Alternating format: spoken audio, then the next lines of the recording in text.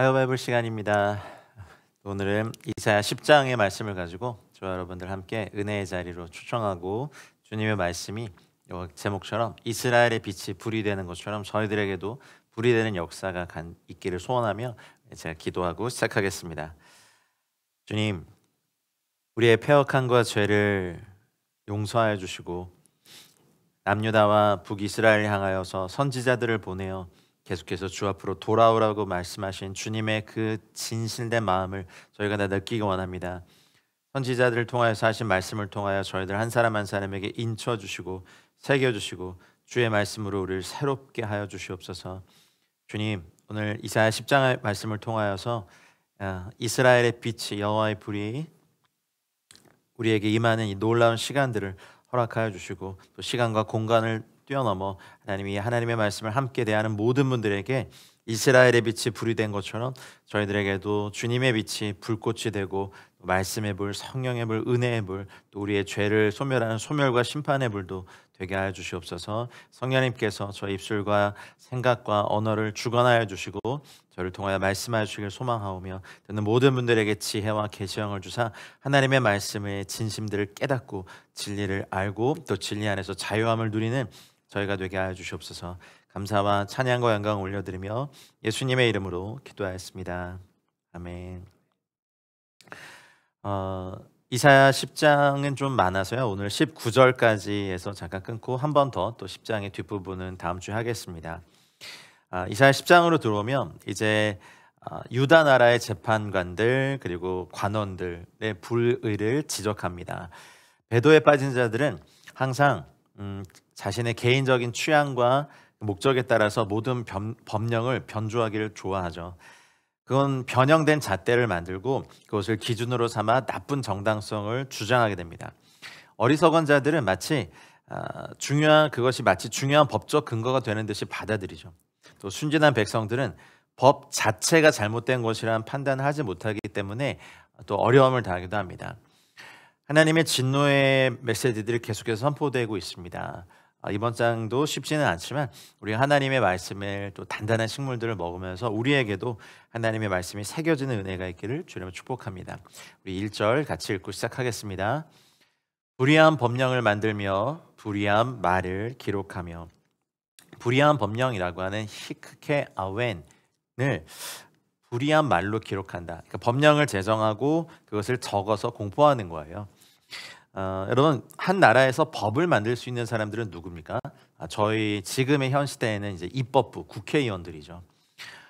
근데 그 당시는 이제 왕이 이걸 할 수 있었어요. 그리고 귀족들과 그 리더들이 이걸 할 수 있었죠. 근데 특별히 이스라엘 그리고 유다는 하나님이 정해주신 최고의 법이 있었습니다.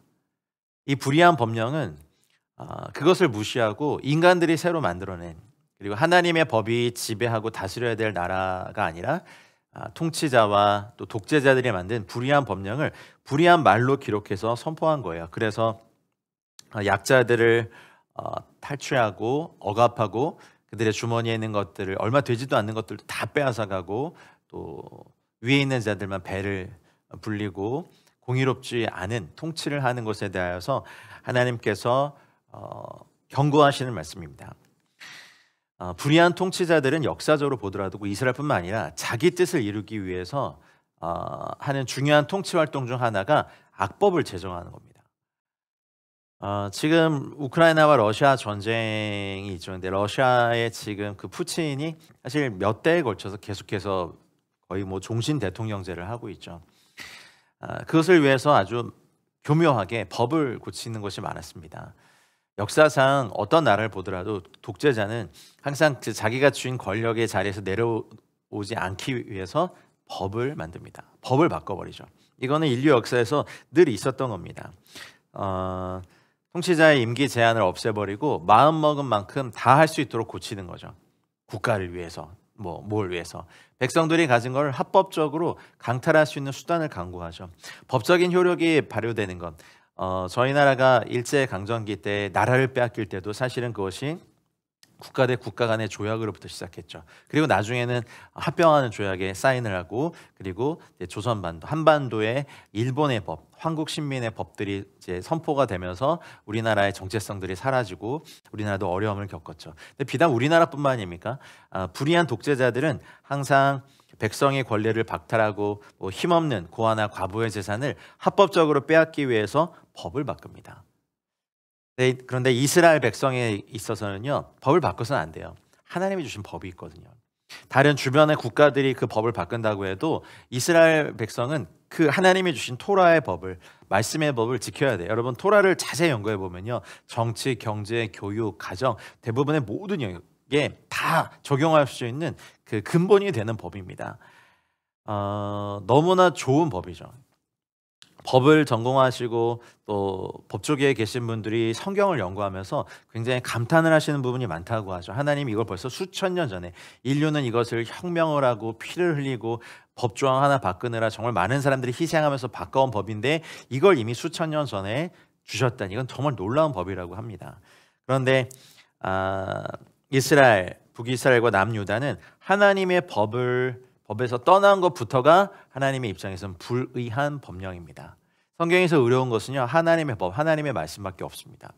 ጼ다카를 이루는. 그러니 그것을 불의한 법령을 만들고 그것을 기록해서 선포하는 것이 이 남유다 아하스 왕 시대의 범죄 행위였죠. 가난한 자들을 압제하는 불의한 법령과 불의한 말을 기록했고, 돈과 재산도 강탈하고 히브리인들의 권리를 부정하게 만들고 부자는 스스로 더 부유하게 만들고, 그래서 이것은 아하스치아의 왕실 행정에 속한 입법부와, 여기 보면 입법부죠. 저희로 치면 입법부죠. 법을 만드니까. 그리고 이제 2절에서 보면 사법부 모두에 저질러진 것입니다. 2절을 읽어볼까요? 가난한 자를 불공평하게 판결하여 가난한 내 백성의 권리를 박탈하며 과부에게 토색하고 고아의 것을 약탈하는 자는 화했을진저. 실제로 재판할 때 배후 세력이 없는 불쌍한 자들을 억울하게 하고 착취했습니다. 화했을진저, 호의, 이게 이제 저희 한국어는 그 풀이어 또 수러를 맨 뒤에 놓는 어순이 있죠. 근데 히브리어 원어로 보면요, 호의 하우 캐킴 그래가지고요, 화했을진저로 사실 1절이 시작이 됩니다. 예, 화했을진저, 불의한 법령을 만들며 불의한 말을 기록하고 가난한 자를 불공평하게 판결하고 하는 이 내용의 처음에, 사실은 10장의 처음은요, 화했을진저, 호이라고 하는 화했을진저로 시작하죠. 하나님께서 선지자의 입술을 통해서 구체적으로 고발하세요. 첫 번째가 뭡니까? 가난한 자를 불공평하게 판결하는 겁니다. 사실 하나님께서는 이같이 가련한 자들을 누구보다도 불쌍히 여기시며 도와주시죠. 하나님은 고아와 과부의 아버지라고 하셨습니다. 그런데 이들은 불의한 법령을 정하고 또 그것을 말로 기록하고 선포해서 가난한 자를 불공평하게 판결하는 이 사람들에 대해서 하나님은 진노하실 수밖에 없습니다. 뇌물 수수하는 것, 사실 가난한 자들은 뇌물을 드릴 수도 없죠. 어떨 때는 변호사를 고용할 돈도 없죠. 그래서 인류가 발전시켜온 제도 중에 하나가 국선 변호인을 선호하는 거죠. 그래도 가령 돈이 있고 권력이 있고 힘이 있으면 변호인단을 꾸미죠. 한 명이 아니라 거의 어벤져스급의 막 전직 판사 출신의, 검사 출신의, 검사장 출신의 그런 분들이 그냥 유력한 자들은 다 변호인단으로 나와서 그냥 그 기세만으로도 압도당하는 게 있죠. 대형 로펌이라고 해서 돈을 많이 준다고 해서 가난한 자를 불공평하게 판결하는 건요, 지금도 저희 세대에 대해서도 하나님이 굉장히 진노하시는, 화 있을 진저라고 명하신 아주 악독한 죄입니다. 법조계에 계신 여러분, 가난한 자를 불공평하게 판결하지 마십시오. 그렇다고 또 가난한 자라고 해서 무조건 편을 들어서도 안 됩니다. 부유한 자라고 해서 항상 억압해서도 안 됩니다. 항상 공의롭고 정의롭게 하는 것이 사법부의 일이죠. 그러려면 사실 법부터가 의로운 법으로 만들어져 있어야 됩니다. 요즘 보시죠, 여러분. 탄핵법, 무슨 법 계속 올라가고, 이렇게 법이 많았나? 그리고 법이 하나가 통과가 되면 그 법이 가지는 효력이 사실 국가 전체에 끼치기 때문에 법이란 건 굉장히 힘입니다. 그러니 법을 만들 수 있는 자리에 있다는 것은요, 굉장한 힘도 있지만 굉장한 책임도 있는 거죠. 근데 문제는 이 아하스 왕 시대에 이사야가 이 말씀을 전한 시기에 지도자들은 악하고 불의한 법을 만들어서 뭐 약자들을 약탈하는 데 썼다는 거죠. 가난한 백성의 권리를 박탈했습니다. 여러분, 이거는 몇천 년 전에 이사야 시대뿐만 아니라 지금 저희에게도 하나님께서 분노하시는 죄입니다. 가난한 자를 불공평하게 판결하고 가난한 백성의 권리, 단지 돈이 없고 뭐 어떤 사회적으로 그럴싸한 어떤 지위나 명예나 직업이 없다고 해서 우리는 그 어느 누구의 권리도 박탈할 수 있는 힘이 없습니다. 그러나 이런 것을 하는 건 하나님의 진노를 자아내는 겁니다. 무력한 과부와 고아를 보살피는 대신에 어떻게 했습니까? 과부에게 토색하다. 토색하는 것은 강제로 빼앗는 거죠. 사실은 저 당시의 과부는 남편이 뭐 여러 가지 이유로 죽거나 또 이혼했을 경우에는 과부에게는 정말 가난밖에 남지 않았습니다. 그러니까 그들에게 있는 것이 얼마 되지 않는데 그것도 다 빼앗는 거죠. 이건 하나님의 진노를 사는 행위입니다. 여러분, 지금도 이 말씀은 동일합니다. 그리고 고아의 것을 약탈하는 자는 화 있을진저. 불의한 법령을 만들고 왜곡된 상황을 끼워 맞춰서 기록으로 남겨서 악한 목적으로 사용하고 그 법령을 근거로 해서 가진 자들의 또 권력 있는 자들의 입맛에 맞추어서 모든 사건에 대해서 부당한 재판을 하고 판결을 내는 거죠.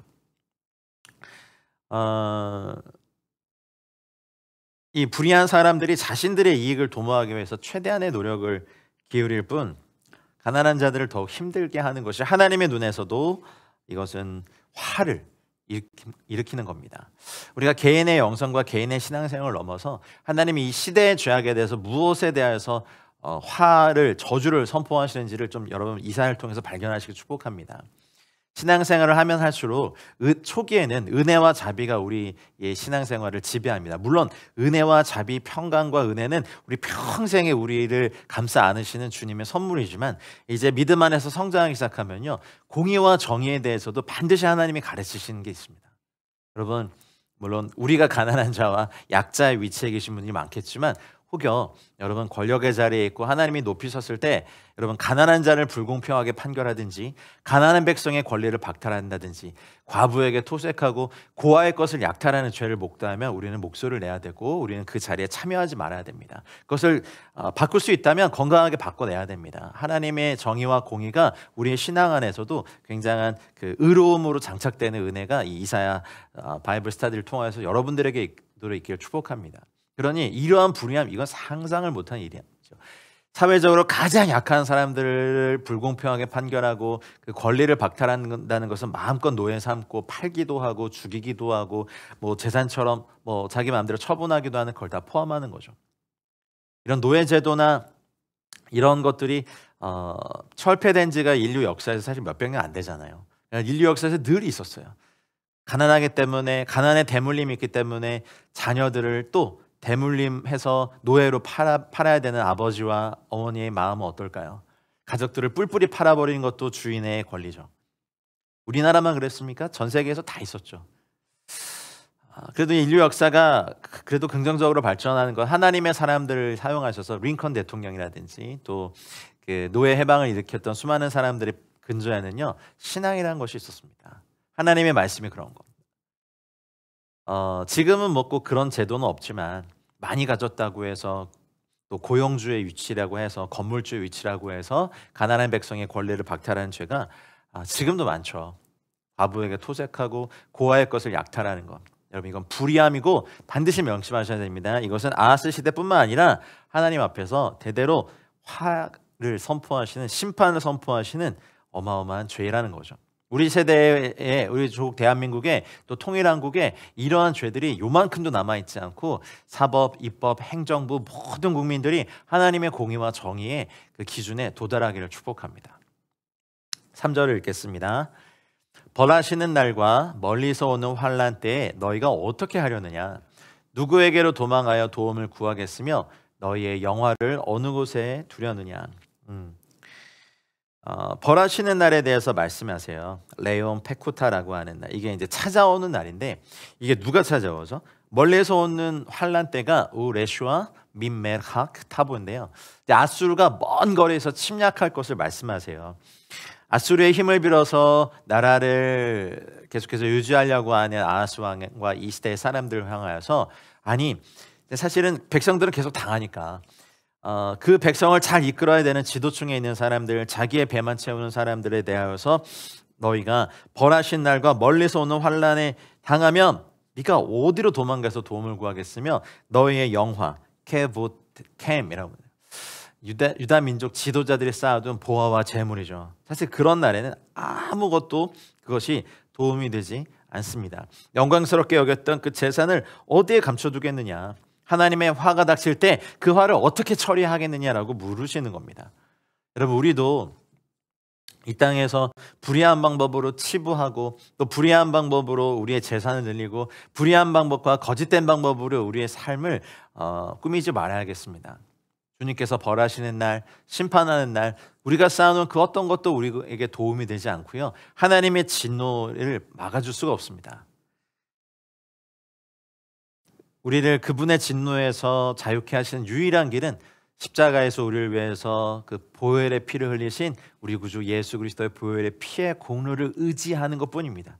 우리의 행위로는 하나님 앞에 아무도 의롭다함을 얻을 수가 없습니다. 그래서 선지자 이사야가 이러한 추한 모습으로 살아간 배도자들이죠. 배도자들, 지도자들인데 가난한 자들, 백성들을 돌보지 않고 오히려 가난한 자들을 탈취하는 이런 사람들에 대해서 무서운 경고의 말씀을 전하는 거예요. 장차 무서운 심판이 너희들 위해 임하게 되면 어떻게 하겠냐는 거죠. 그때가 이르면 누구에게 도망칠 것이고 누구를 향해 도움을 구하겠느냐고 다그치는 거죠. 그들이 부당하게 획득하고 자랑거리로 삼고 있는 부귀 영화를 어디에 두겠냐고 경고하는 거예요. 그들의 모든 재물이 일순간에 사라질 것이다, 이렇게 주님께서 말씀하시는 거죠. 아하스가 이미 아수르를 불러서 시리아와 이스라엘의 공격에서 자신을 풀려나도록 도와달라고 한 것이라면, 이사야는 아수르의 군사력이 유다 지도자들을, 이들이 유다의 약자를 불의하게 다룬 일을 하나님과 청산할 때 닥칠 재난에서 구원하지 못할 것이라고 이사야는 말하고 있는 거죠. 여러분, 이 말씀이 또 지금 이 세대를 사는 저희들에게도 하시는 말씀입니다. 우리가 이 땅의 것들 추구하고 그냥 이 땅의 것만 추구하고 살다가 주님 앞에서 우리의 인생을 결산하게 되는 날이 올 때, 아니면 우리가 의지했던 것들이 그냥 다 무너져 버릴 때, 우리는 어디에 도움을 청하겠습니까? 우리는 십자가에서 죽으신 우리 구주 예수 그리스도 외에는 도움을 구할 데가 없습니다. 자, 4절로 가겠습니다.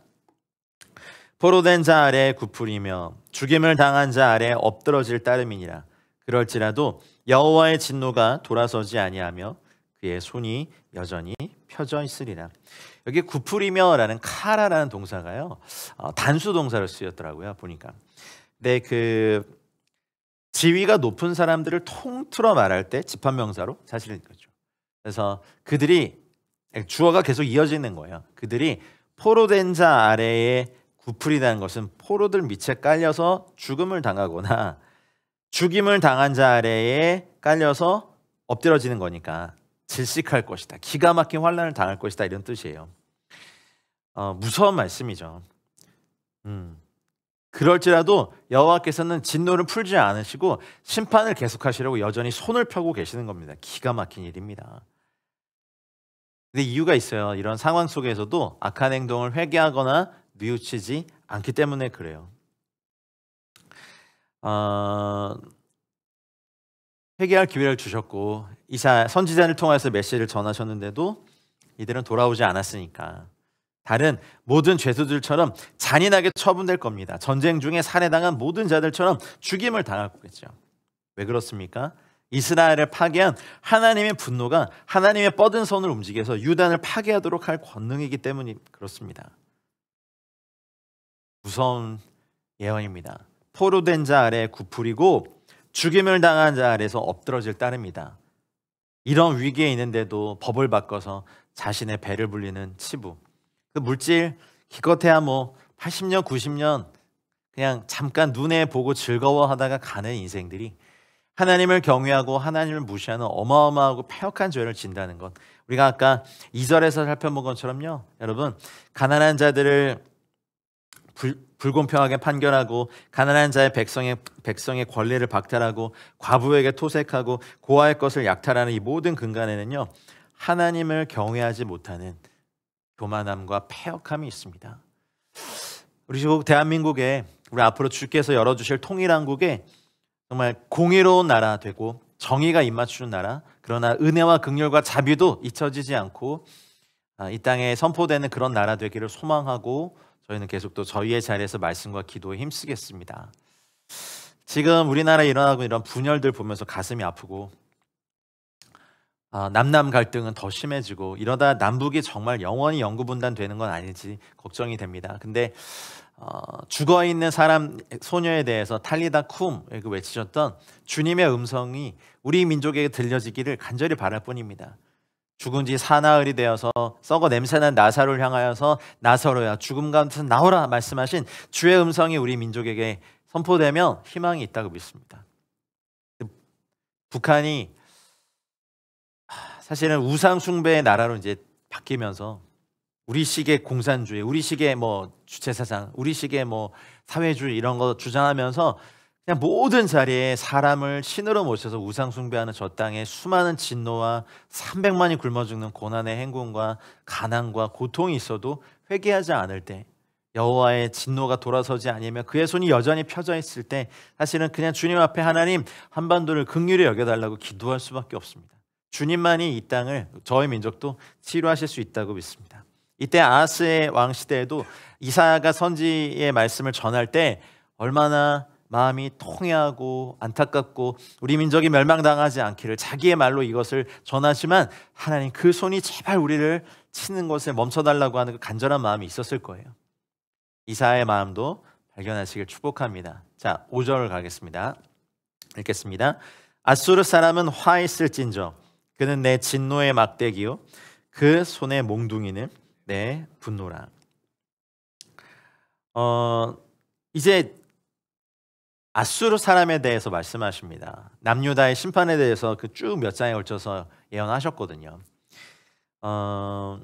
아수르 사람은 화 있을진저, 단순히 그 쉐펫 아피라고 하는 그냥 주님이 드신 진노의 막대기죠. 그리고 그 손의 몽둥이는 내 분노다. 자미라고 하는 이 분노. 하나님이 느끼시는 분노는요, 하나님의 숨소리가 가빠지면서 그 코에서 뜨거운 김이 나올 정도입니다. 이제 원어가 그런 표현들입니다.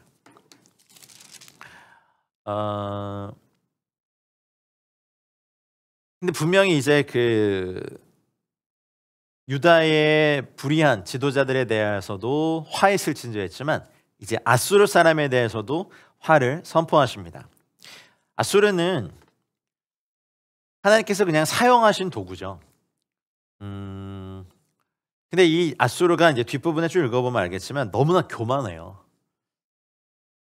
그래서 하나님은 자기가 사랑하는 백성에 대해서 노하시기도 하시고 탈취와 노력을 당하게 하시고 이따가 보면 심지어 진흙같이 짓밟히게도 하시는데 하나님께서 사랑하시는 백성을 연단하기 위해서 아수르를 몽둥이로 쓰기 원하셨고 실제로 사용하셨죠.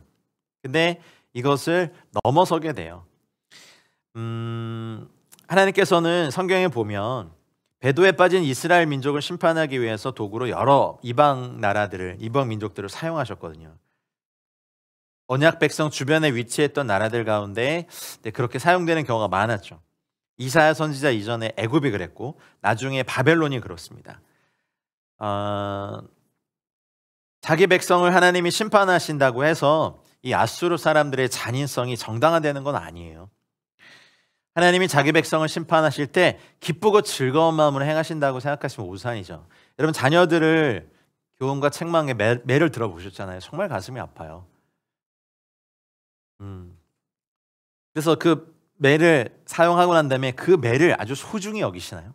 매는 단순히 그냥 사실 내 자녀를 멍들게 한 나쁜 도구예요. 손바닥을 한 대 때리더라도 쉽지 않거든요. 부모가 되신 분들은 다 아실 거예요. 자녀를 교훈과 책망과 바르게 함으로 이끄는데 눈물이 없이는 혼내는 것도 꾸짖는 것도 사실 매를 드는 것도 쉽지 않습니다. 하나님도 그러시죠. 이제 5절 이하에 쭉 아수르의 얼마나 큰 교만들이 나오는지 한번 보겠습니다. 6절 읽어볼게요. 내가 그를 보내어 경건하지 아니한 나라를 치게 하며 내가 그에게 명령하여 나를 노하게 한 백성을 쳐서 탈취하며 노략하게 하며 또 그들을 길거리에 진흙같이 짓밟게 하려 하거니와. 하나님께서 아수르를 보내어라는 뜻이죠. 하나님께서 아수르를 보내어 경건하지 아니한 나라 베고이 하네프, 이게 어디입니까? 지금 남유다죠. 사실 이스라엘 민족 전체를 얘기하기도 하죠. 경건하지 아니한 나라를 치게 하고 내가 여호와께서 아수르 그에게 명령하여 나를 노하게 한 백성을 쳐서 암 에베라티, 이게 누구입니까? 이스라엘 백성이죠. 여기 근데 네 단계의 하나님의 심판의 단어가 나오거든요. 첫 번째가 웨아라고 하는 치는 거예요.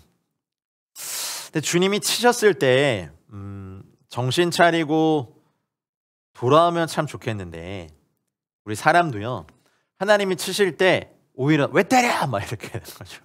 왜 날 때려? 막 이런 거죠. 잘못해서 친 건데 바로 치시지는 않거든요. 우리도 그러잖아요. 그것이 왜 잘못됐는지 어떻게 하면 되는지를 하다가 말을 안 들면 이제 손바닥 한 대 때리든지. 여러분 매를 안 드십니까? 저만 자꾸 나쁜 받아요. 네, 저는 매를 많이 맞고 자란 세대고 저희 아들에게도 이제 그 몇 년간은 안 그런데 이제 손바닥 한두 대 이렇게 때려요. 너무 화가 났을 땐 엉덩이나 다리를 때린 적이 있었어요. 한두 대. 너무너무 말을 안 들 때. 칩니다. 이게 여러분 우리 개인적으로도 좀 생각해 보셔야 돼요. 하나님 우리를 치셨을 때 정신 차려야 돼요. 주의 막대기가 나를 안위하시니 아니다. 양들이 딴 데 가면 이놈 하면서 이렇게 그걸 못 가게 이렇게 치는 거죠. 여기 보면 주님이 치는 걸 좋아하시는 분이 아니거든요. 자녀를 때리는 걸 누가 좋아해요? 그런데 그냥 사사건건 하나님이 말씀하신 거를 다 어기고 심지어는 이 이스라엘 선민에 대해서 경건하지 아니한 나라라고 하시고 나를 노하게 한 백성, 나를 화나게 한 백성이라고 합니다. 첫 번째 주님이 치심이 있고요. 두 번째 뭔지 아세요? 뺏어요. 탈취하며 리실로르 샤랄. 뭐 게임 중독에 빠진 아이들에게 어떤 핸드폰을 뺐듯이 이게 맞는 인지 모르겠는데 하나님이 하나님보다 더 사랑하고 하나님보다 더 빠져 있고 하나님보다 더 묶여 있는 하나님의 백성들의 어떤 대상을요 탈취해 버리시죠. 그런 단계까지 안 가시길 축복합니다. 쳐서 탈취하고 세 번째 단계는 뭐냐면 노략 당하게 합니다. 그러니까 갖고 있던 걸 뺏기는 것도 그런데 내가 그냥 내 소유 전체가 다 빼앗기는 건 이건 더 큰 심판이죠. 그러니까 자세히 보십시오. 치는 단계에서 주님 잘못했습니다. 돌이키겠습니다라고 하면 그 다음 단계에 이루어지지 않아요. 근데 내가 정말 주님보다 더 소중히 여기고 묶여있고 추구해왔던 것을 탈취하게 하면 그때서야 정신 차리고 내가 이걸 더 추구하다가는 난 주님께 완전히 내 삶과 내 울타리는 완전히 없어지겠다라고 해서 겸비하고 서서 회개하면 돼요. 근데 그것도 안 하면 이제 노략당하게 하는 거예요. 거기를 뭐 집을 보호했던 울타리를 걷어버리시거나 그렇게 자신했던 건강을 없애버리거나 뭐 그렇게 막 잘 굴러갈 것 같던 사업체가 어려워지거나 도산하거나. 우리 민족도 두려운 건 하나님께서 우리 민족에게 대한민국 한국 전쟁 이후에 가장 가난한 나라를 70년 동안 하나님 발전시켜 주시고 축복해 주셔서 여기까지 왔는데 이 모든 것에 대해서 교만해서 하나님의 법을 떠나고 예수님을 무시하고 성경을 무시하고 하나님의 말씀을 사랑하지 않는 것. 그러면 우리 삶에도 우리 민족에게도 이런 단계가 오죠. 쳐서 탈취하며 노력하게 하고 그 다음이 더 무섭죠. 길거리 진흙같이 짓밟게 미르마스 하려하거니와. 노략당하는 것까지는요. 그래도 이 육체가 건드려지지는 않아요. 모르죠. 또 건강이 노략당하게 되면. 근데 짓밟게 되는 건 정신적으로나 정서적으로나 영적으로나 육체적으로나 재정적으로나 모든 영역에 압박당하고 완전히 그냥 인생의 바닥을 뚫지 못해 아예 그냥 지하로 내려가 버리는 처참한 인생이 되게 하시는 거죠. 이건 그 당시 이스라엘에 대하여서 말씀하신 거고 아수르의 사명을 분명히 말씀하신 거지만 사실은 이 말씀을 좀 묵상해 보면 이건 정말 나에게도 해당되는 거구나. 하여튼 그 요즘은 하나님이 주신, 물론 마귀가 주는 시험도 있습니다. 근데 하나님이 주시는 교훈과 책망과 바르게 함이 있는데도 회개하지 않고, 누구 때문에 그렇고, 내가 뭐 부모를 잘못 만나서 그렇고, 내가 금수저 집안에 태어나지 못해서 그렇고, 내가 뭐가 어때서 그렇고, 다 다른 사람 탓하고 내가 어쩔 수 없이 죄를 지었고, 정말 회개하지 않으면 하나님이 이 단계를 아프지만 계속해서 하게 하세요. 아프죠, 여러분. 예수의 맛 잃어버리면요, 소금이 예수의 맛 잃어버리면 그냥 밖에 던져서 짓밟힐 뿐이에요. 소금은 아무짝에도 쓸모 없어요. 포도나무요, 저희 가지에서 떨어져 나오면 열매도 못 얻어. 그리고 뭐 제목을 건축 자재로 쓰기도 얇아. 이거 뭐 쓸모 없어서 그냥 장작불에 던져질 뿐이죠. 여러분, 우리 안에서 예수의 맛 잃으면, 예수 생명 잃으면 쳐서 탈취하며 노력 당하게 하고 짓밟게 됩니다. 사랑하는 여러분, 화요 바이블 함께 하신 여러분, 제발 우리 인생에, 우리 가정에, 그리고 넓게 봐서 우리 민족과 우리 나라에 이러한 하나님의 심판이 임하지 않도록 우리가 더 새해 더 주님을 사랑하고 주의 말씀에 붙잡힌 바 되시고, 우리와 우리 자녀들, 우리 가족들에게 주의 말씀으로 가르치고, 함께 가족들이 함께 하나님의 말씀을 경외하고 거룩한 민족, 거룩한 백성 되길 원합니다. 여러분, 우리 짓밟히지 말아야 되지 않겠습니까? 이미 전쟁을 겪으면서 수백만의 형제들, 동족이 수백만을 서로 죽였어요. 이제 더 이상 전쟁의 위험도 이 땅에서 사라지고, 이제는 주님을 경외하며 마지막 때 주님 다시 오실 때까지 복음의 수고를 다하는 저와 여러분들 되시길 축복합니다. 이게 선교에서 하는 그 바이블 스타디다 보니까 기승전 선교가 됐습니다. 근데 뭐 영광스럽지 않습니까? 기승전 선교. 자, 7절 읽겠습니다. 그의 뜻은 이같지 아니하며 그의 마음의 생각도 이같지 아니하고, 다만 그의 마음은 허다한 나라를 파괴하며 멸절하려 하는도다.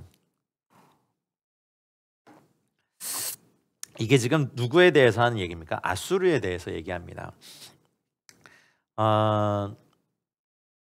아수르는 하나님이 주신 강력한 힘으로 이스라엘을 무찌르다 보니까 이것이 마치 자기 힘인 양 착각했죠. 그래서 하나님이 아수르를 처음 부르셨던 처음의 목적과 의도를 버리시 잘 모르죠. 그리고 자기 힘이 강하니까 이제 주변의 허다한 나라도 파괴하며 멸절하려 하는, 그러니까 뭐라고 하나요? 사실은 아수르가 주님께 사용되면서 이스라엘의 탐심과 악함을 제거하는 수단임에도 불구하고 딱 거기까지 사용돼야 되는데, 쓰임받을 때 우리가 정말 조심해야 되는 건 우리에게 허락된 자원으로요, 얼마든지 딴 생각을 품을 수 있습니다. 마치 은행에서 종종 일어나는 사고 중 하나가 현금 도난 사건이 많잖아요. 이제 뭐 가끔 뉴스에 보면 어느 날 직원 하나가 나타나지 않아요? 그리고 혹시나 해서 막 은행에 이걸 확인해 보니까 뭐 수십억이 비어 아주 오랫동안 치밀하게 이것을 자기 것으로 은닉하고 추적이 불가능하도록 막 해외로 유출해 놓고 어느 순간 직장에 나타나지 않고 해외로 도망가 버렸어요. 이거 왜 그래요? 매일 만나는 그 돈을 사유화하고 싶은 생각이 있는 거죠. 우리도 사역에서 하나님께서 뭐 은사를 주셨을 때, 은사가 사실 성령님이 주신 선물이고 사람들을 섬기라고 주신 건데, 그것을 사용해서 사람들을 장악하고 이용하고 하는 것으로 쓰고 싶어 해요. 우리에게 허락된 자원으로 딴 생각을 품는 거죠. 심지어 예수님의 제자였던 가룟 유다도 자신에게 허락된 특권으로 예수님을 팔아버렸잖아요. 근데 아수르가 지금 그렇다고 말씀하시는 거예요. 유다, 이스라엘, 이 나라에 대하여서 하나님의 도구가 되어서 이제 어떤 부분까지 사용되길 원하는데, 그의 뜻은 이같지 않다. 아수르 왕은 그렇게 할 뜻이 없어요. 마음에 그럴 생각도 품지 않았어요. 오직 그의 마음속에는 아수르는 어떻게 하면 더 많은 민족들을 파괴하고 어떻게 하면 그 민족들을 멸절하게 할까? 레하시밋, 레하케릿, 이렇게 된 거죠. 그래서 마음이 교만해서 자신의 힘으로 정복자가 된 줄로 착각하고 돌아다니며 파괴를 일삼았죠. 중독인가 봐요. 알렉산더 대왕도 사실은 한 제국으로서 가장 큰 영토를 정복한 왕인데, 나중에는 더 이상 정복할 땅이 남아있지 않아서 울었다죠. 뭐 알렉산더 왕 사후에 뭐 그 나라들이 또 갈라지는 것도 보면 우리 역사에서 봤잖아요. 지금 아수르 왕이 그런 거예요. 하나님께서 잠깐 이 나라를 강대하게 하셔서 선민인 하나님의 백성들을 이렇게 징계하신 데 사용했는데 다 거기까지만 하면 좋겠는데 아수르는 굉장히 호전적인 정신을 가지고 있어 전쟁이라면 사족을 못 쓰고 살인과 파괴를 즐기고 약탈을 즐기고 그리고 노예를 삼는 걸 즐기고 다른 민족들이 점유하고 있던 땅을 통합해서 제국을 건설하고자 했죠. 이것이 제국을 세웠던 사람들의 공통적인 방식입니다. 허다한 나라를 고임 로메아트 허다한 민족들을 파괴하며 멸절하려고 하는 것이 이제 아수르의 지금 현재 상태예요. 요걸 좀 저희들 개인에게도 각 단체에게도 적용해 보면요, 여러분, 저희가 쓰임 받으면서 승승장구할 때 경계할 것이 있습니다. 우리에게 있는 자원이 하나님의 은혜의 선물이 아니라 내 것이란 착각이죠. 여기서부터 교만이 찾아옵니다. 우리는 쓰임 받는 것이 나의 만족과 유익을 위해서가 아니라 하나님의 목적과 계획을 위한 것이 돼야 되고, 그래서 하나님이 쓰시는 곳까지 또 허락하신 부분까지만 쓰임 받아야 한다는 점을 마음에 새기셔야 됩니다. 이 이상 넘어가면 교만입니다. 여러분, 지금까지 이렇게 살아낼 수 있는 것도 살고 있는 것도 하나님의 은혜로 우리를 붙드셨기 때문이죠. 근데 하나님의 은혜로 우리가 승승장구하는데 평안한데 거기에는 항상 나의 교만을 정당화할 수 있는 이유와 구실들이 생깁니다. 그 내용을 8절부터 한번 볼까요? 자, 아수르가 뭐라고 하는지 보세요. 읽겠습니다. 그가 이르기를 내 고관들은 다 왕들이 아니냐. 이게 뭐예요? 아수르는요, 만왕의 왕으로 자신을 자청하거든요. 그래서 우리나라 방백들, 관리들은 조그만 도시 국가, 조그만 나라로 치면 왕이지 왕, 이제 이런 거죠. 야, 너희 같은 조그만 나라 우리 아수르의 관리 수준이야, 이런 거죠. 아수르가 그렇게 말하는 거예요. 실제로 아수르의 장관은 주변 소도시 국가, 되게 작은 도시 국가들의 왕이거든요. 소도시 국가의 왕들보다 큰 권세를 가졌던 게 사실이죠. 야, 우리나라의 방백들 하나가 웬만한 작은 도시 국가의 왕들보다 권세도 크고 재산도 많지, 지금 그런 말 하는 거예요. 그러니까 아수르 군사령관은요, 작은 도시 국가의 왕들 며칠 패배시켰죠. 그리고 그 나라를 이렇게 장악했죠. 그래서 아수르 왕은요, 나중에 자신을 왕들 중에 왕이라고 여겨요. 그러니 여러 나라가 그 아수르 앞에 속절없이 무너졌고 그의 장수들이 앞장서 수많은 많은 왕을 무릎 꿇게 했기 때문에 이런 말을 하는 거예요. 야, 우리나라의 관리들은 웬만한 작은 나라 도시국가의 왕들보다 더 크지. 다 왕이야. 우리는 다 왕이야. 이런 거죠. 그러니 전쟁을 멈출 생각이 없고 모든 나라, 허다한 나라들을 파괴하고 멸절하는 것이 우리 아수르의 꿈이야. 뭐 이렇게 돼버린 거야 이제. 근데 하나님이 없이는 우리도 다 그래요. 주님의 은혜를 주셔서 사업이 잘 되게 하시고 또 재산을 갖게 하시고 자녀들을 잘 되게 하셨더니 내가 잘해서 내가 똑똑해서 우리도 다 이런 교만에 빠지거든요. 아수르가 우리한테도 다 있어요. 여러분, 그러지 맙시다. 그러지 맙시다. 자, 이제 9절에는 그렇게 정복한 나라들의 이름이 나와요. 읽어볼까요? 갈로는 갈그미스와 같지 아니하며 하맛은 아르밧과 같지 아니하며 사마리아는 다메섹과 같지 아니하냐. 칼레노라는 갈로는요, 이제 바벨론이 자리 잡았던 땅 시날에 있었던 도시예요. 갈로는 갈그미스와 카르케미시라고 하는 갈그미스와 같지 아니하며 유브라데 강가에 있는 도시가 갈그미스죠. 쭉 한번 볼까요? 하마트라고 하는 하맛은요, 수리아, 지금의 시리아죠. 수리아의 도시로서 이제 오른테스 강가에 있었던 곳입니다. 그리고 아르파트라고 하는 아르밧과 같지 아니하며, 그러니까 하맛에서 멀지 않았습니다. 여기는 이제 열왕기하 18장 34절에 나오는 지명이기도 합니다. 그리고 사마리아 쇼메론은 북이스라엘의 도성이죠. 그리고 담메섹이라고 하는 수리아의 수도는 담메섹. 그러니까 이런 그 정복한 나라들을 쭉 얘기합니다. 그러니까 아무리 강한 도시들이라고 해도 아수르가 모두 정복할 수 있었다는 걸 호언장담을 하는 거고, 만약에 이 10장 9절이 근데 여기에 본동사가 없어가지고 이게 만약 과거에서 정복당한 거라면 이게 또 이 시기가 또 언제냐는 것에 대한 논쟁이 또 신학자들 사이에 있죠. 어쨌든 이 모든 나라들을 다 우리 아수르가 이겼다. 그리고 우리는 무적이다. 여러 도시들을 내세우면서 아수르야말로 무적의 나라이다.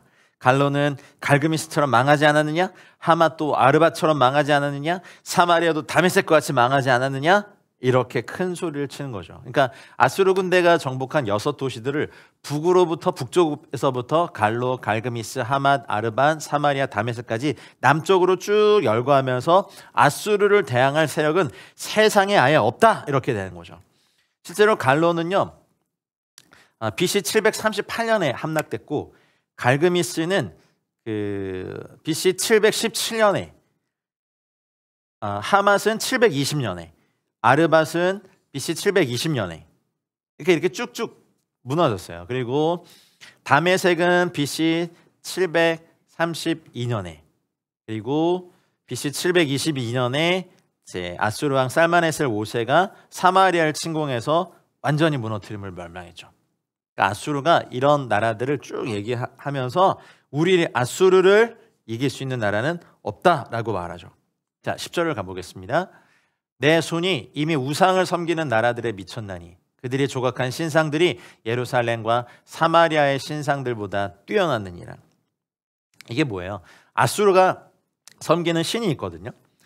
마르둑 그리고 하닷 이 두 신이 있어요. 대표적인 아수르의 신이에요. 구글에 검색해 보시면 나와요. 하닷 이 마르둑과 하닷은 여러 나라가 섬기던 아무짝에도 쓸모없는 여러 무가치한 신들을 무너뜨렸습니다. 고대 전쟁들은요. 군대와 군대의 충돌이 아니라 신과 신의 싸움이에요. 그러니까 이쪽 군대가 승리하면 이 신이 이긴 거예요. 그래서 바로 그걸 얘기하는 거예요. 내 손이 이미 우상을 섬기는 나라들에 미쳤다. 그러니까 우리는 여호와 하나님을 기준으로 다른 신들을 우상으로 가는데 아수르는 마르둑과 하닷을 기준으로 다른 나라 신들을 우상으로 얘기하죠. 자, 내가 다 정복해봤는데 아무짝에도 쓸모없는 그런 무슨 신? 다 내가 무너뜨렸다. 우리 아수르의 신이 그 모든 그 신들보다 뛰어나고 그들이 조각한 신상들이 이거 보세요. 예루살렘과 사마리아의 신상들보다 뛰어나니라. 누구를 얘기하는 거예요? 북이스라엘과 전쟁에서 아수르는요. 야 여호와 야 그 신 우리가 이미 이겼어. 이렇게 얘기하는 거예요. 왜냐하면 북이스라엘이 이미 졌거든요. 그래서 그러니까 아수르는 생각해 보는 거죠. 아하스 왕 그래 남유다 너희도 여호와 섬겨? 이미 우리한테 졌는데 이제 이렇게 된 거죠. 그러니까 아수르의 교만이 하늘을 찌르렀죠.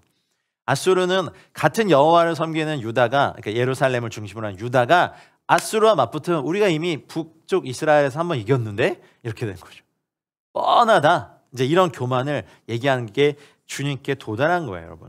여러분, 기도도 주님께 상달되지만 교만도 하나님께 상달됩니다. 여러분 무섭습니다. 사실은 꽤 논리적이긴 해요. 마르둑과 하닷을 섬기는 아수르가 주변에 이런 나라들을 다 정복했으니까. 승승장구할 때 겸손해지십시다, 여러분. 주님이 우리를 이끄신 거지 우리가 한 건 아닙니다. 이사야 36장 18절 20절에 이제 이것의 교만을 볼 수 있는 말씀이 있어요. 같이 읽어볼게요. 혹시 히스기야가 너에게 이르기를 여호와께서 우리를 건지시리라 할지라도 속지 말라. 열국의 신들 중에 자기의 땅을 아수르 왕의 손에서 건진 자가 있느냐? 하맛과 아르밧의 신들이 어디 있느냐? 스발와임의 신들이 어디 있느냐? 그들이 사마리아를 내 손에서 건졌느냐? 이 열방의 신들 중에 어떤 신이 자기의 나라를 내 손에서 건져냈기에 여호와가 능히 예루살렘을 내 손에서 건지겠느냐 하셨느니라 아니라. 이게 뭐예요? 아수르 왕 사네립이 한 말이잖아요. 실제로 다 이겼더니 야 예루살렘 조그만 거기에서 너희들이 지금 우리를 대적한다고 이제 하면서 히스기야가 너희 백성들에게 뭐라고 하는지 그거 듣지 말아라라는 거죠. 봐라, 하맛과 아르밧 그리고 사마리아도 다 내 손에서 너희들의 신들이 내 손에서 건져내서 못했다. 여호와가 능히 예루살렘을 내 손에서 건져내겠느냐? 이렇게 모독하는 거예요. 그게 이제 이사야 36장에 나오고 다른 역사서에 나오죠. 교만이 어마어마하죠. 자, 11절 가겠습니다. 읽겠습니다. 내가 사마리아와 그의 우상들에게 행함같이 예루살렘과 그의 우상들에게 행하지 못하겠느냐 하는도다. 여기서 내가 누구예요? 아수르예요. 그러니까 지금 계속 왜 교만한지를 쭉 말씀하신 거예요. 아수르가 내가 사마리아와 여호와에 대해서도 우상이라고 말해버린 이 교만함이 있습니까? 사마리아와 북이스라엘 섬기던 그 신들에게 행한 같이 바알과 아세라도 섬기고 여호와도 섬겼던 그 땅. 예루살렘과 아수르가 보기에는 여호와를 섬기는 뭐 신전, 성막 이런 것도 우상들인 거예요. 내가 그 못하겠느냐? 내가 아수르의 왕인데 하나님 모독하는 거죠. 아수르의 교만이 하늘을 찌르죠. 그래서 아수르 왕은 자기 자신을 모든 신상 위에 유일의 신으로 생각한 거예요. 그러나 아수르 왕 사네립이 나중에 어떻게 됩니까? 예루살렘을 침공했죠. 근데 여기서 히스기야가 어쨌든 그 모독한 편지를 여호와 앞에 펼쳐놓고 하나님의 도움을 구했을 때 주의 사자가 나타나 하룻밤에 18만 5천 명을 죽인 거예요. 아침에 일어나니 살아남은 자가 없었어요. 그러니 이제 이 왕이 사네립이 기겁을 하고 도망쳤는데, 그래서 니느웨에서 그의 신 니스록의 신전에서 경배할 때 자기 아들들에게 살해당합니다. 이게 이제 열왕기하 19장 36에서 37절에 나옵니다. 여러분, 저희 민족의 상황과 좀 닮아 있지 않습니까? 북은 막 핵을 만들고 뭐 사이버 공격에 막 여론전에 침투해 있는 간첩의 스파이에 뭐 공산주의에 또 만모니즘의 인본주의의 총체적 위기 가운데 있을 때 하나님의 말씀을 경외하고 하나님을 사랑하는 사람들이 사라져 있는 것이 보이지만 우리가 엎드리고 주의 얼굴을 구할 때 하룻밤 사이에 그것을 다 멸절시키실 수 있는 분이 우리 주님이시고, 핵전쟁을 막아주신 건 미국이 아니라 미국을 도구로 쓰실 수도 있겠죠. 하나님이십니다. 대한민국은 가만히 보면 망해도 일찌감치 망할 요소들이 너무 많아요. 남북이 대치되어 있죠. 수없이 간첩들이 활동하고 있었죠. 그리고 뭐 남한 사람들은, 우리 대한민국 사람들은 자신을 사랑하죠. 쾌락을 사랑하기를 하나님보다 더하죠. 돈이 최고라고 말하죠. 심지어 교회도 돈이 없으면 사역도 못한다고 말하죠. 그런 거짓말을 어딨습니까? 말씀과 기도와 성령이면 충분하지 않습니까? 우리 주 예수님을 따라서요. 공산주의, 유물사관, 동성애, 인본주의, 무신론, 총체적인 위기입니다. 여러분, 우리가 할 일이 뭡니까? 하나님 이 민족을 살려주십시오라고 히스기야의 기도를 우리가 드려야 될 때가 아니겠습니까? 하룻밤에 18만 5천 명을 죽이고 모독했던 그 아수르 왕이 자신의 시내에서 니스록의 신전을 경배할 때 지 아들들에게 살해당해요. 이게 하나님이 하시는 일입니다. 당장에는 어둠에 휩싸인 것 같고 우리가 마음을 둘 데가 없는 것 같지만 하나님께 엎드리면 주님이 이것을 하실 겁니다. 우리가 이렇게 우리를 모독하는 건 참을 수 있어도 주님을 모독하는 것에 있어서는 우리가 같이 뭐 총칼을 들고 죽이는 게 아니라 주 앞에 엎드리며 이 나라를 위해서 기도해야 될 때입니다. 자, 12절 읽겠습니다. 그러므로 주께서 주의 일을 시온산과 예루살렘에 다 행하신 후에 아수르 왕의 완악한 마음의 열매와 높은 눈의 자랑을 벌하시리라. 제가 이미 미리 말씀드린 것처럼 이미 그 일을 하셨어요. 하나님께서 아수르를 사용하셔서 유다를 벌하셨죠. 아수르가 그 벌을 시행하는 도구로 사용되는 동안 교만해졌어요. 그래서 그 자신도 하나님의 징벌을 받게 됐어요. 여기 두 가지 표현이 나오는데 페리고델 레밥이라고 하는 완악한 마음의 열매와 티프에레트 룸 에나우라고 하는 높은 눈의 자랑, 이 두 가지는요 사실 저희들에게도 있는 죄입니다.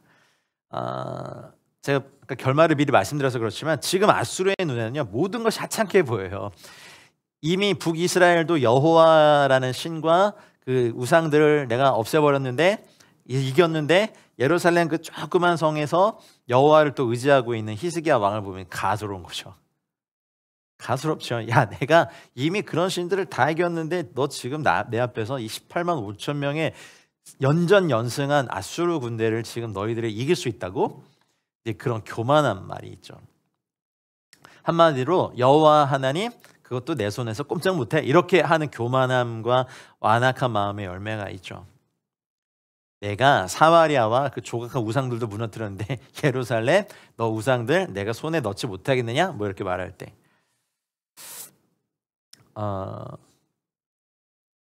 시온산과 예루살렘의 주의 일을 먼저 행하신 후에 주님의 목적은 그렇잖아요. 어쨌든 지금 아수르를 당장에 심판하지 않는 이유는 당신의 백성들에 대한 심판을 집행하시기 위해서죠. 그리고 난 다음에 반드시 아수르 왕의 이 주님을 모독한, 여러분 신약에서도 주님 그러셨잖아요. 모든 죄는 다 사함을 받지만 성령을 모독하면 사함받지 못한다. 성령을 회방하면, 여러분 이거 정말 무서운 시입니다. 한번 은혜에 참여한 바 되고 또 다시 타락에 가면 다시는 돌이킬 수 없는 죄에 빠지는 사람들도 있죠. 그 시작은 항상 완악한 마음과 높은 눈의 교만함, 이 자랑들입니다. 우리 평생에 허탄과 거짓말을 멀리 하시고 해주시고 우리가 겸손함으로 더 나아갈 수 있는 은혜가 있기를 주의 이름으로 축복합니다.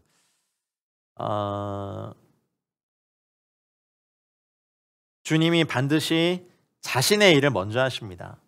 주님의 일은요 누구에게도 방해받지 않습니다. 이건 지금도 저희들에게 동일한 영적 원리입니다. 우리가 뜻이 하늘에서 이룬 것 같이 땅에서도 이루어 주십시오라고 기도하는 주기도문에 있는 것처럼 주님의 말씀이 저희들에게 임할 때 주님의 일이 먼저 이루어지는 것들, 어쩌면 어떨 때는 심판과 책망과 그리고 주님의 치심이 있을지 몰라요. 하지만 그 주님이 치셨을 때, 사랑으로 치셨을 때 회개하고 돌이키면 뺏기지도 않고 노략질 당하지도 않고 밖에 버림받아서 진흙같이 밟히지도 않습니다. 사랑하는 여러분, 우리 마음을 높은 데 두지 말고 교만하지 말고 우리 주님과 함께 정말 겸손하게 이 땅에서 주님을 의지하며 사십시다. 겸손한 사람이 강한 사람입니다. 우리의 낮아짐으로 말미암아 주님이 그 자리를 채우시거든요. 사랑하는 여러분, 이사야는 그 당시의 사람들에 대한 시대에 대한 메시지이기도 하지만 연구하면 할수록 이거 다 내 죄네. 내 안에 아수르가 있네. 내 안에 진짜 아수르가 있다. 내가 완악한 마음이 얼마나. 나는 절대 죄 짓고도 넘어지지 않을 거야. 나는 정말 이런 걸 승승장구해서 다 자랑할 거야. 제 안에 아수르가 있더라고요. 제 안에 사내립이 있고 제 안에 교만함이 있고 제 안에 완악한 마음의 열매가 있고 제 안에 높은 눈의 자랑이 있더라고요. 사랑하는 여러분, 이 말씀을 우리를 비추십시다. 주의 일을 시온산과 예루살렘에 다 행하실 때 예 주님 제가 받는 이 징벌은 제가 지은 죄보다 가볍습니다라고 하면서 기꺼이 주님의 징계와 책망과 그런 교정하심을 기꺼이 받고 난 다음에 우리가 정금같이 나오십시다. 2025년 하나님의 손아래 혹시 이런 처하시는 분들이 계시다고 해도 미리 우리가 화해 바이블을 통해서 알았어요. 이거는 정말 나중에 남은 자가 돌아오게 하시는 주님의 말씀이 있어요. 매 장마다 우리 받잖아요. 심판과 회복이 막 공존해 있어요. 어떨 때 헷갈려요. 그러니까 심판을 하시겠다는 건가 아니면 회복시키겠다는 거. 근데 반드시 심판 후에 회복이 있어요. 특히 주님이 악한 마음이에요. 아버지니까 자녀에 대해서 내가 매를 들지만 내가 너를 버리려고 하는 건 아니다. 내가 매를 들지만 네가 정신을 차리고 정말 옳은 길로 돌아오길 바란다. 내가 매를 들지만 네가 정말 영원한 멸망으로 가길 원치 않는다. 그게 아버지의 마음이고 부모의 마음이고 어머니의 마음이잖아요. 여러분, 우리 안에 아수르가 있습니다. 완악한 마음의 열매와 높은 눈의 자랑이 있습니다. 사랑하는 여러분, 화요 바이블을 그래도 함께 해주고 계신 여러분 축복합니다. 우리 안에 완악한 마음의 열매와 높은 눈의 자랑이 성령의 조명하심 아래 다 드러나고 소멸되는 2025년 되기를 축복합니다. 자, 13절로 가겠습니다. 읽겠습니다. 그의 말에 나는 내 손의 힘과 내 지혜로 이 일을 행하였나니 나는 총명한 자라 열국의 경계선을 걷어치웠고 그들의 재물을 약탈하였으며 또 용감한 자처럼 위에 거주한 자를 낮추셨으며. 하나님께서 아수르 왕의 교만을 벌하시겠다고 하시면서 그의 교만이 어떠한지를 다시 진술하시는 거예요.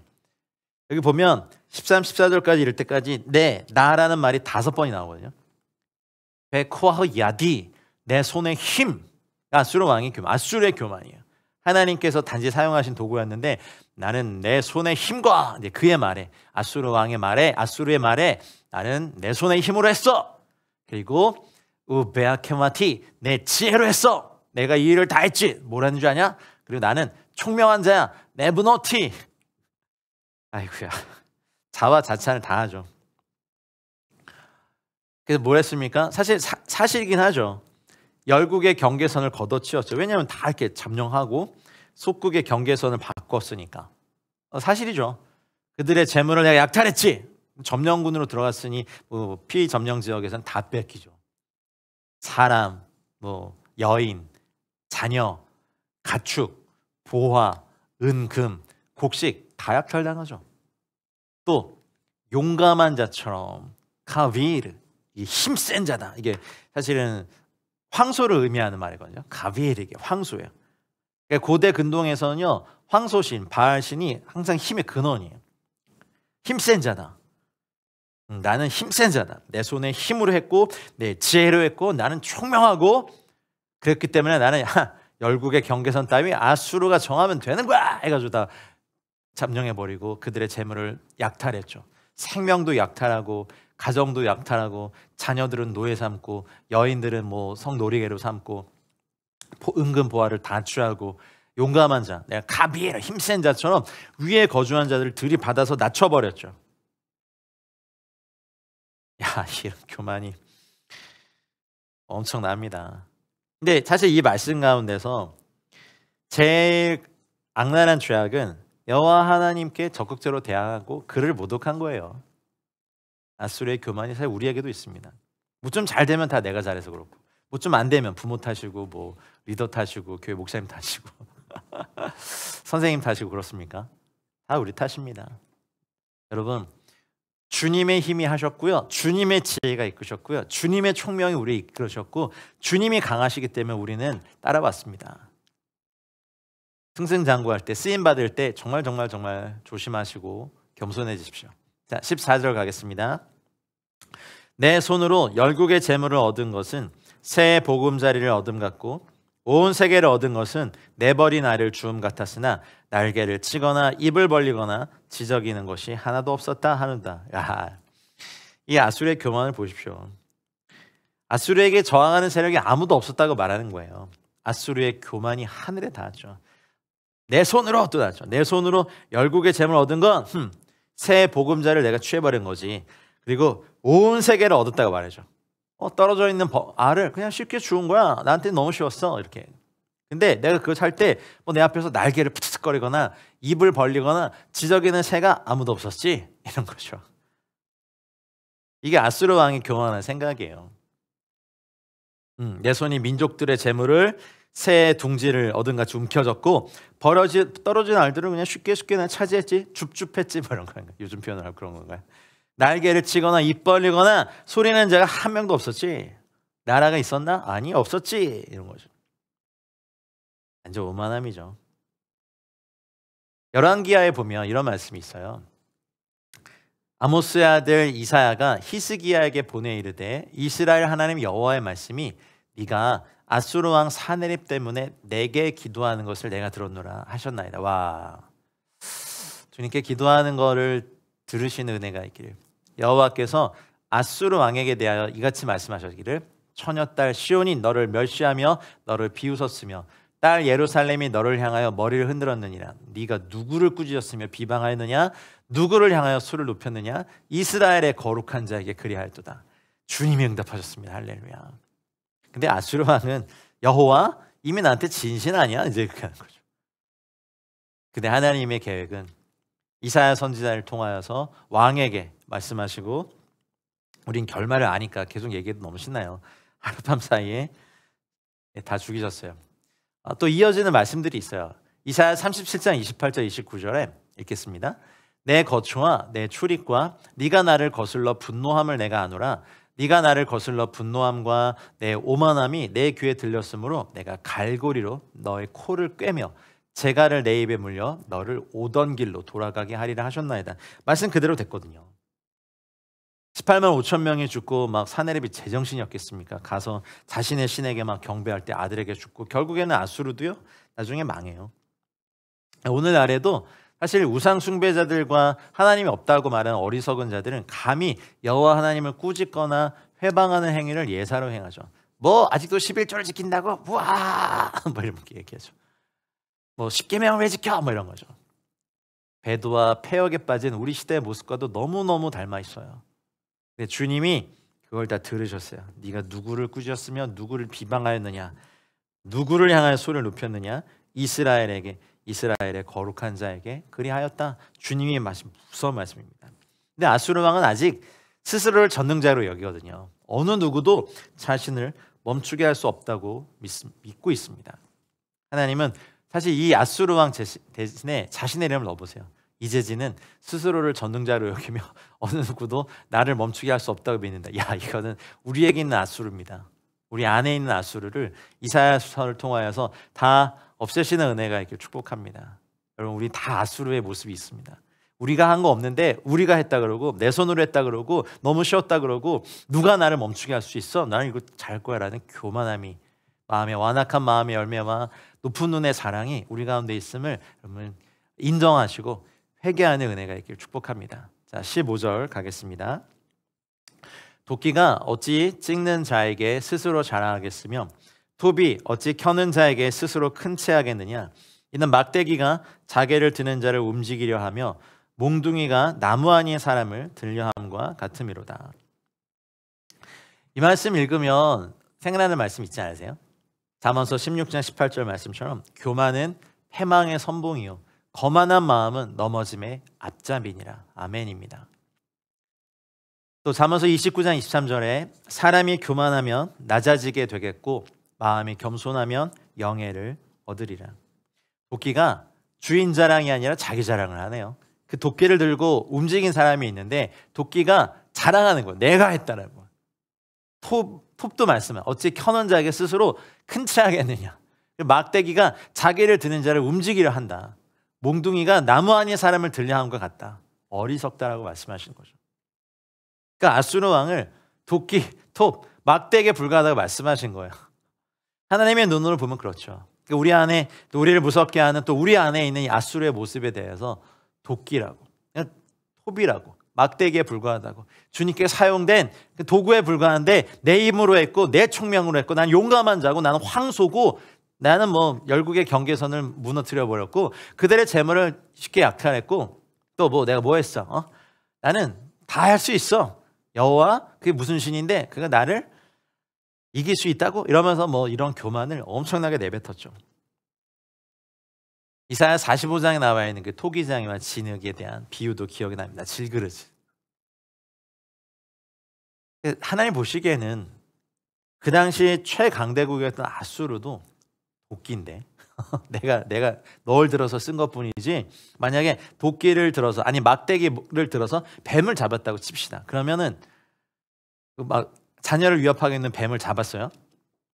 그러면 자녀를 데리고 오지 막대기를 들고 옵니까? 그러니까 뭔가 지금 우리가 그래요. 주님 손에 사용된 그냥 일개 도구에 불과한데 교만해지면 그 뒤로 끝입니다. 자, 16절 읽겠습니다. 그러므로 주 만군의 여호와께서 살찐 자를 파리하게 하시며 그의 영화 아래에 불이 붙는 것 같이 맹렬히 타게 하실 것입니다. 이 구절들은 이제 하나님께서 아수르를 어떻게 멸하실 것인지를 비유로 말하는 거예요. 라켄, 그러므로 아수르가 교만하였으므로 말씀하신 거죠. 지금까지 한 말들을 보면 아수르의 교만이 뭐 하늘을 막 뚫고 있는 거 보이시죠? 아수르가 교만하였으므로 주님께서 살찐 자를 하존, 파리하게. 이게 원래 하존은요 폐병을 일으키는 걸 얘기하거든요. 요즘도 독감 때문에 폐렴으로 발전해서 사망에 이르신 분들이 많죠. 폐염증이 생기면 이게 참 끔찍합니다.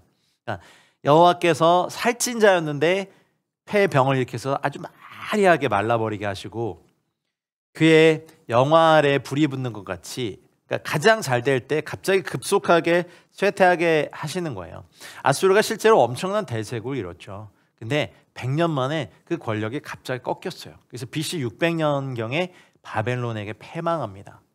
그러니까 영화가 100년밖에 못 갔어요. 여러분 전 세계에 저는 우리나라 역사를 배우면서 조선왕조 배울 때 500년이라고 배우잖아요. 근데 여러분 전 세계에 500년 동안 존속한 제국이 없어요. 그러고 보면 저희 민족도 물론 이제 영토 확장을 못 해가지고 뭐 어떤 한국학을 연구하시는 교수님이 그러더라고요. 그분은 믿는 분은 아닌 것 같은데 당군 할아버지가 부동산 사기를 당해서 한반도에 정착해 보니까 막 산이 거의 3분의 2고 농사를 짓거나 뭐 사람을 막 중국처럼 많이 낳게 하는 그런 평지가 없었다. 그렇게 얘기했는데 그래도 뭐 이 땅에서 우리가 잘 살았죠. 어쨌든 500년을 지속하게 했던 한 왕조 나라가 있었다는 건요. 물론 그 마지막 때에 어려움이 있었지만 대단합니다. 아수르도 그 엄청난 대제국도 100년 만에 꺾이고 그래서 아수르가 대제국을 이뤄서 그 영화와 위세에 막 이렇게 불타오를 때 도취되어 있을 때 주님께서 그것들에게 화염이 맹렬에 타게 하실 것처럼 그들은 순식간에 살찐 자를 파리하게 하고 없어지게 만드는 거죠. 어떻게 해요? 17절의 말씀이 오늘 말씀입니다. 이스라엘의 빛은 불이 되고 그의 거룩하신 이는 불꽃이 되실 것이니라. 하루 사이에 그의 가시와 찔레가 소멸되며. 올 이스라엘이라고 하는 이스라엘의 빛은 누구십니까? 하나님의 빛이 앗수르에게는 불이 되고 그의 거룩한 분은 불꽃이 되실 것인데, 비록 하나님께서 징계를 하셨지만 하나님이 이스라엘의 빛과 같아 이제 10장 후반전에 가면 남은 자들이 돌아올 것에 대해서 예언하시거든요. 하나님의 빛이 앗수르가 도구가 되었는데도 교만한 이 앗수르에게는 이제 불이 돼서 그의 거룩한 분이 불꽃이 되셔서 다 불꽃 삼으신다고 하시는 거예요. 가시와 찔레, 쉿, 우, 쉐미로라고 하는 이것은 그 당시 익숙했던 그 관용적인 표현이에요. 앗수르의 일반 백성들, 하류 계급들, 그렇게 막 구름대같이 많은 백성들도 하루 사이에 소멸되는 거예요. 실제로 그 예표를 18만 5천 명의 군대를 하룻밤 사이에 죽이시면서 하나님이 일을 하셨죠. 그것을 시작으로 앗수르도 급속히 정의 병력이 다 꺾이고 결국에 무시했던 이스라엘의 빛 여호와를 무시했던 이 세상의 나라들. 어쩌면 지금도 이러한 것들은 저희 세대에 대해서 메시지도 되죠. 예수? 야, 다른 종교에도 구원 있어. 불교도 구원 있고 힌두교도 구원 있고 이슬람도 구원 있고 뭐 일본 신도 뭐 신사 이런 데 다 구원 있어. 네, 아니죠. 이스라엘 빛 여호와 예슈아, 그 빛은 저희들의 빛이 이제 불이 됩니다. 그래서 말씀의 불이 되고 성령의 불이 되고 신약 시대에는 은혜의 불이 되고 치유의 불이 되고 거룩과 성결의 불이 되고 그게 거룩하신 이가 불꽃이 되어서 하루 사이에 가시와 찔레, 땅이 인간에게 내고 있는 가시와 엉겅퀴처럼 이것들이 다 소멸되는 은혜가 있을 것입니다. 이 말씀 그 당시에 실제로 이루셨지만 수천 년이 지난 저희에게도 동일하게 이루셔서 올 한 해 이스라엘의 빛 예슈아 여호와 주의 말씀이 우리 가운데 불이 되고 주님의 거룩하신 분이 우리에게 불꽃이 되어서 우리를 방해하는 모든 가시와 찔레를 다 소멸하고 하나님 앞에 서는 은혜가 있기를 우리 주님으로 축복합니다. 자, 18절로 가겠습니다. 읽겠습니다. 그의 숲과 기름진 밭의 영광이 전부 소멸되리니 병자가 점점 쇠약하여감 같을 것이라. 숲과 기름진 밭의 영광은 이것도 좀 관용적인 표현이에요. 그 당시 상류 계급이나 부요함을 나타내는 말이에요. 숲도 있어요, 중동에. 그리고 기름진 밭도 있어요. 그리고 굉장히 부요하죠. 그것도 전부 소멸돼요. 뭘로요? 이스라엘의 빛이 불이 되고 불꽃이 되니까. 할렐루야. 말씀의 불, 성령의 불, 그리고 우리 안에 주님을 향한 사랑의 불꽃이 불꽃이 타올라서 불이 되는 역사가 있길 축복합니다. 그래서 찔레와 가시는 다 소멸하고 하나님을 대적했던 사람들의 이 모든 영광도 소멸될 때 어떻게 해요? 모두 폐허를 만드시는데 모두 병자가 순식간에 기력을 잃는 것과 같이 순식간에 앗수르가 소멸될 것을 예언하셨습니다. 병자가 갑자기 돌아가시거나 갑자기 약해지는 게 있죠. 그러니 이 교만은 다 어디 가고 주님의 뜻, 주님의 말씀만 이루어졌습니다. 자, 마지막 절입니다. 오늘 마지막 절입니다. 읽겠습니다. 그의 숲에 남은 나무의 수가 희소하여 아이라도 능히 계수할 수 있으리라. 사네립의 군대 18만 5천 명이 예루살렘 정복하려고 왔다가 모두 다 죽었고 이사야 37장, 열왕기하 19장 돌아간 자들이 없었죠. 사네립도 자기의 신에게 경배하다가 아들들에게 살해당하고 그러니 숲이 그렇게 부여했던 숲이 몇 그루의 나무만 남게 되는 것.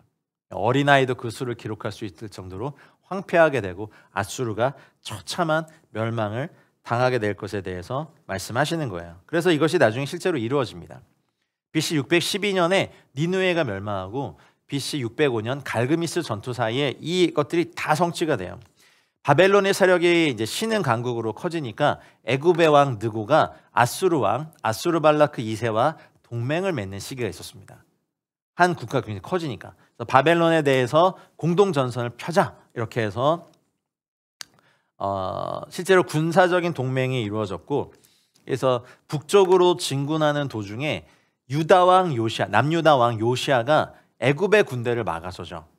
그래서 BC 609년에 무기또 전쟁이 일어나요. 그 결과 요시야 왕이 전사하고 유다 왕국이 패배합니다. 그래서 그 당시에는 아수르와 애굽 연합군이 일시적인 승리를 거둔 것이 보였습니다. 실제로 거뒀고요. 그런데 어떤 일을 하냐면 BC 605년에 바벨론의 느부갓네살이 갈그미스를 향해 총 공격을 강행합니다. 그래서 아수르는 이때 완전히 패망하고 이 이사야를 통해서 예언하신 이 말씀이 성취됩니다. 이것이 이제 열왕기하 23장 31절로 34절에 나와 있는 말씀의 성취입니다. 역사적인 메시지와 시대에 대한 메시지가 섞여 있기 때문에 꼭 이것을 같이 보셔야 됩니다. 이렇게 한 것은 저희가 PDF로 만들어서 저 에클레시아 밴드에서 공유하고 있으니까 오셔서 받아가십시오. 네, 정말 열심히 잘 만든 겁니다. 자, 이제 함께 좀 기도하고 싶습니다. 오늘 말씀 기억하시면서 1절부터 19절까지 양이 많아서 좀 빨리빨리 진행했지만 그래도 다 이제 들어오셨죠? 첫 번째 같이 기도하고 싶은 게 있어요. 그렇게 어려운 시기인데도 아하스 왕 시대에 하나님의 법이 아니라 불의한 법령을 만들어서 기록하고 여호와 하나님에게서 떠나 패역한 우상 숭배의 죄를 짓고 가난한 자를 불공평하게 판결하고 백성의 권리를 박탈하고 과부에게 토색하고 고아의 것을 약탈한 죄가 사실 우리나라에도 있습니다. 나에게도 있습니다. 여러분 보셨죠? 이 본문을 통해서 보니까 내가 아수르죠. 하나님, 나와 우리와 우리나라를 긍휼히 여겨주십시오. 우리 가정을 또 긍휼히 여겨주십시오. 우리가 이러한 죄악들을 회개합니다. 주님, 하늘에서 듣고 우리들의 죄를 사해 주시고 이 땅을 고쳐주십시오. 하나님, 이 땅을 긍휼히 여겨주십시오 라고 이 시간 계신 자리에서 간절히 주 한번 외치고 우리 기도하겠습니다. 주님, 간절히 기도합니다. 하나님, 내가 아수르입니다. 내 안에 하나님의 법을 변개하고 하나님께서 죄라고 하신 것들을 아니라고 말하고 싶은 욕망이 있습니다. 하나님, 내 안에 있는 아수르를 제거해 주십시오. 하나님 아버지, 여호와 하나님에게서 떠나 패역한 우상 숭배의 죄를 짓고 가난한 자를 불공평하게 판결하고 백성의 권리를 박탈하고 과부에게 토색하고 고아의 것을 약탈한 죄가 나에게, 우리 가정에, 우리 나라에 있음을 깨닫습니다. 하나님, 우리와 우리나라를 긍휼히 여겨주십시오. 우리가 이러한 죄악들을 회개하오니 하늘에서 듣고 우리들의 죄를 사해 주시고 이 땅을 고쳐주십시오. 하나님, 이 땅을 우리 개인의 삶을, 우리 가정을, 우리 족 대한민국을, 저 북한 땅을 고쳐주십시오. 주님, 이 땅을 긍휼히 여겨주십시오. 하나님, 우리가 아수르입니다. 우리가 산의 왕입니다. 하나님, 우리가 하나님 완악한 마음의 결과가 있습니다. 하나님, 우리가 아수르오니 우리를 고쳐주시고 이 패역의 죄에서 우리를 살려주시옵소서. 주님, 우리가 주의 말씀 앞에 섭니다. 다 죄인입니다. 주님, 우리를 자유케 하여 주시옵소서. 아멘, 아멘. 우리 두 번째 기도할 때 주께서 우리 인생을 사용하실 때 아수르처럼 교만해지지 않도록 정직한 영과 겸손한 마음을 허락해 주십시오. 자신을 스스로 높여 교만해지는 패역이 나에게 있습니다. 우리에게 있습니다. 주님, 악한 마음의 열매와 높은 눈의 자랑을 제거해 주십시오. 끝까지 겸손하게 주님과 동행하는 인생 되게 해주십시오. 우리 가정, 한국교회, 한민족 되게 해달라고 다시 한번 회개하며 기도하겠습니다. 주님, 기도합니다. 하나님, 저희 인생을 사용하실 때, 하나님 아버지, 저희 단체를 사용하실 때 아수르처럼 교만해지지 않게 해주시고 정직한 영과 겸손한 마음을 허락해 주십시오. 나를 스스로 높여 교만해지는 패역이 우리에게 있습니다. 나에게 있습니다. 주님, 악한 마음의 열매가 저한테 있습니다. 높은 눈의 자랑이 나한테 있습니다. 제거하여 주십시오. 끝까지 겸손하게 주님과 동행하는 인생 되게 해주사 하나님 아버지, 나와 우리 가족들, 우리 가정, 우리 공동체, 한국교회, 우리 에클레시아 선교회, 우리 한민족 되게 하여 주시옵소서. 하나님 아버지, 끝까지 주님이 오실 때까지, 이 땅에 수고를 다할 때까지 교만해지지 아니하고 겸손히 주님과 동행하며 우리 하나님의 말씀을 즐거워하며 주님과 함께 사는 저희들 되게 하여 주시옵소서. 거룩과 성결과 진리와 은혜 가운데 우리가 충만케 되길 원하오니 주님, 우리를 사로잡아 주시옵소서. 우리를 주님께 인도하여 주시옵소서. 주의 말씀에 충만함으로 저희들이 이끌어 주시옵소서. 하나님 이끌어 주시옵소서. 하나님 이끌어 주시옵소서. 마지막으로 기도할 때 도끼가 찍는 자를 향하여 스스로 자랑하는 걸 보셨죠? 또 질그릇이 토기장에게 반역하는 마음과 말, 행위가 내 안에 있습니다. 주님, 제가 아수르입니다. 주님 손에 들려진 도구에 불과하고 자꾸 초라한 인생을 사용하여 주심에 감사합니다. 해서 우리 인생의 마지막 날까지 주님 다시 오실 때까지 겸손히 사용되는 삶이 되게 해달라고 마지막으로 주 한번 외치고 기도하겠습니다. 주님 기도합니다. 하나님, 도끼가 찍는 자를 향하여 스스로 자랑하고 질그릇이 투기장이에게 반역하는 마음과 말, 행위가 내 안에 있습니다. 주님, 제가 앗수르입니다. 주님 손에 들려진 도구에 불과한 작고 초라한 인생을 사용하여 주심에 감사합니다. 인생의 마지막 날까지 주님 다시 오실 때까지 겸손히 사용하는 삶이, 사용되는 삶이 되게 해주십시오.